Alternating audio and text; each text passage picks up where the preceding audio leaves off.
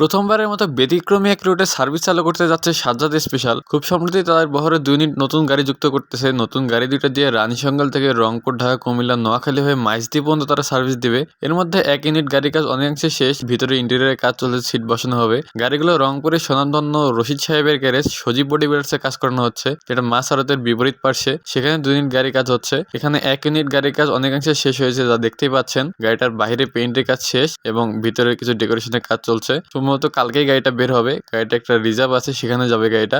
আর বাহিরের যে লুকটা দেখতে পাচ্ছেন, এখানে যে অশোক ল্যান্ডের অরিজিনাল লোগো সেটাই ব্যবহার করা হয়েছে, আলাদা করে অন্য কোনো লোগো তারা ব্যবহার করেনি, যেটা বেশ সুন্দর লাগছে আমার কাছে। একসাথে তারা 2টি গাড়ি যুক্ত করলেও একটির কাজ আগেই শুরু করেছিল, যেটা আগেই শেষ হয়েছে, এবং দ্বিতীয় গাড়িটার কাজ কেবল বক্সের এবং ইন্টেরিয়রের যে লোহার যে পাতগুলো সেগুলো কাজ হচ্ছে, অন্যান্য কাজ এখনো শুরু হয়নি।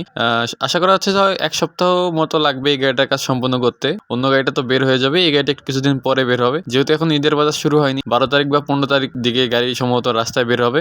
গাড়িগুলো রাস্তায় চালু হলে যোগাযোগ নাম্বার সহ সময়, রুট, বিস্তারিত সবকিছু জানানোর চেষ্টা করব।